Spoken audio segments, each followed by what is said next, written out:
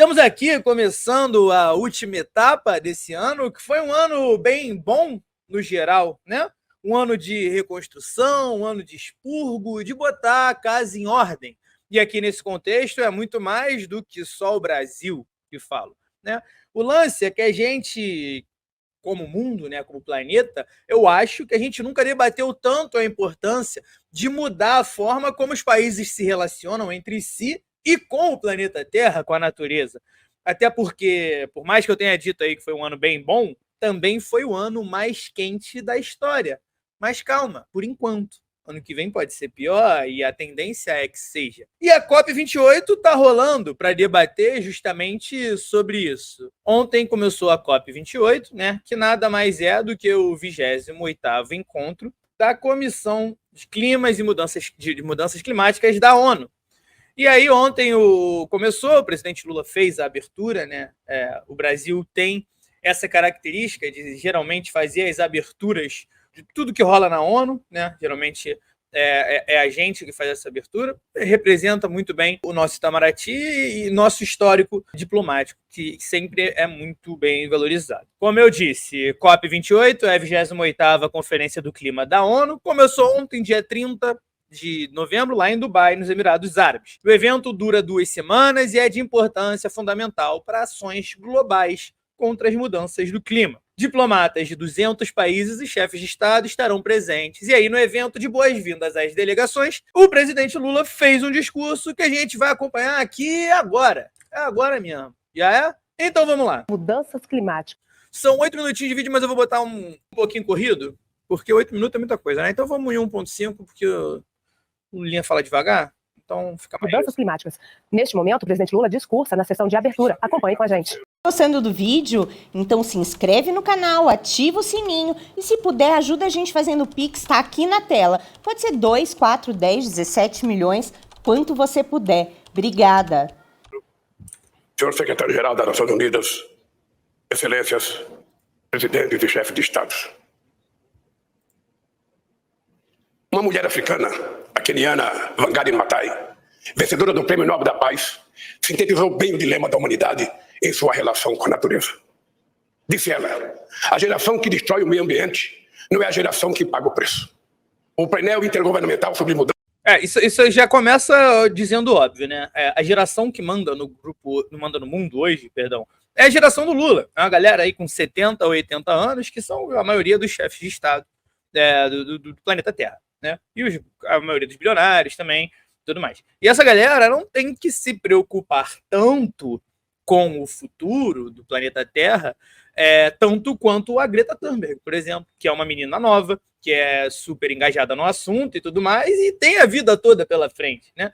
Então, nós, millennials e gerações pós-millennials, a gente tem uma preocupação muito maior com o futuro da Terra, porque quem vai habitar os próximos 50 anos aqui somos nós, e não a galera que já tem 80 anos, né? Mudanças climáticas, alertou que temos somente até o final desta década para evitar que a temperatura global ultrapasse 1,5 graus acima dos níveis pré-industriais. 2023 já é o ano mais quente dos últimos 125 mil anos. A humanidade sofre com secas, enchentes, ondas de calor cada vez mais extremas e frequentes.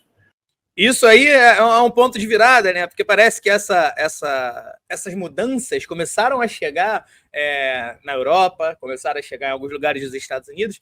Então tem uma galera que geralmente não sentia tanto isso na pele, começando a sentir.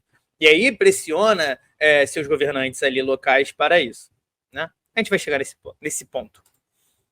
No norte do Brasil, a Amazônia amarga uma das mais trágicas secas de sua história. No sul, tempestades e ciclones deixam um rastro inédito de destruição. A ciência e a realidade nos mostram que desta vez a conta chegou antes. O planeta já não espera para cobrar a próxima geração. O planeta está farto de acordos climáticos não cumpridos, de metas de redução de emissão de carbono negligenciadas, do auxílio financeiro aos países pobres que não chega, de discursos eloquentes e vazios. Precisamos de atitudes e práticas concretas. Quantos líderes mundiais estão, de fato, comprometidos em salvar o planeta?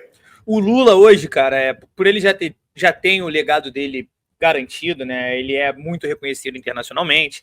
Ele tá o terceiro mandato dele no Brasil. Então ele é um dos poucos chefes de Estado, né, que tem moral para chegar numa plataforma global e botar o pão na mesa dessa forma e cobrar todo mundo, né?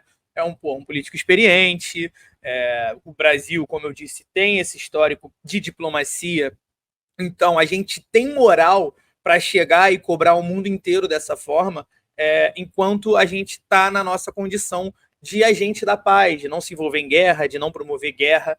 Então é necessário uma figura, não estou falando que o Lula é necessário, mas é necessário a gente ter uma figura assim, cobrando dessa forma. Fico feliz que seja o Lula que é o presidente do nosso país, né? Somente no ano passado, o mundo gastou mais de 2 trilhões e 224 milhões de dólares em armas. 2 tri de dólar em arma. 2 tri de dólar em arma. Lembra desses números? 2 tri de dólar. Quantias que podiam ser investidas no combate à fome e no enfrentamento à mudança do clima. Quantas toneladas de carbono são emitidas pelos mísseis que cruzam o céu e desabam sobre civis inocentes, sobretudo crianças e mulheres famintas. A conta da mudança climática não é a mesma para todos e chegou primeiro para as populações mais pobres. O 1% mais rico do planeta emite o mesmo volume de carbono que 66% da população mundial. Trabalhadores do campo que têm suas lavouras de subsistência devastadas pela seca e já não podem alimentar suas famílias. Moradores das periferias das grandes cidades que perdem o pouco que têm quando a enchente arrasta tudo. Casas, móveis, animais de estimação e seus próprios filhos. A injustiça que penaliza gerações mais jovens é apenas uma das faces. Ouvir o Lula com a velocidade 1.5 parece que ele está uns 40 anos mais novo, né? Das desigualdades que nos aflige. O mundo naturalizou disparidades inaceitáveis de renda, de gênero e de raça. Não é possível enfrentar a mudança do clima sem combater a desigualdade. Quem passa fome tem sua existência aprisionada na dor do presente. Bom, sem combater a desigualdade, a gente não resolve nada no planeta Terra. Nada. E torna-se incapaz de pensar no amanhã. Reduzir vulnerabilidades socioeconômicas significa construir resiliência frente aos eventos extremos. Significa também ter condições de redirecionar esforços para a luta contra o aquecimento global. Em 2009, quando participei da COP15 em Copenhague, a arquitetura da Convenção do Clima estava à beira do colapso. As negociações fracassaram e foi preciso um grande esforço para recuperar a confiança e chegar ao Acordo de Paris em 2015. Ao retornar à presidência do Brasil, constato que estamos hoje em situação semelhante. O não cumprimento dos compromissos assumidos corrói a credibilidade do regime.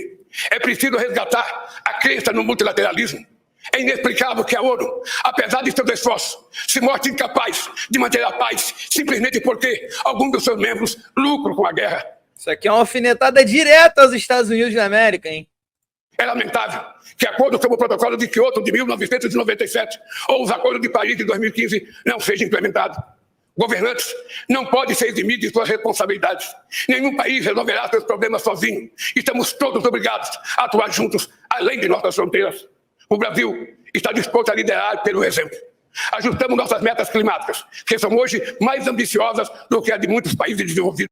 Mas o foda, né, Lula, tu fazer esse discurso aí belíssimo, falar que o Brasil está disposto a liderar pelo exemplo, né, e chegar aqui no nosso Congresso e essa zona que é. Reduzimos drasticamente o desmatamento na Amazônia e vamos zerá-lo até 2030. Formulamos um plano de transformação ecológica para promover a industrialização verde, a agricultura de baixo carbono e a bioeconomia.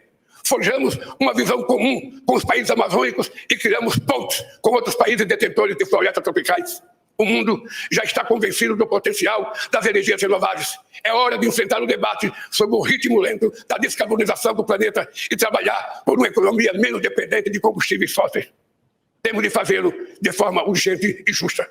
Vamos trabalhar de forma construtiva com todos os países para pavimentar o caminho entre essa COP28 e a COP30 que sediaremos no coração da Amazônia. A COP30 que, inclusive, vai ser ele disse aí, coração do Amazonas, né? Vai ser no Pará e vai rolar em 2025. E é uma atitude muito boa de trazer o debate da COP para a floresta amazônica, né?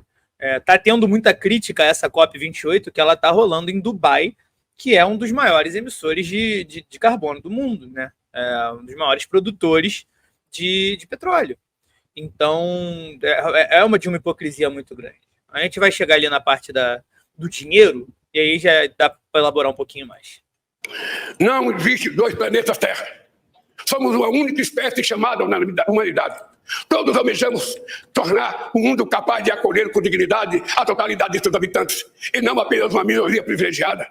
Como nos convida o Papa Francisco na encíclica, todos irmãos, precisamos conviver na fraternidade.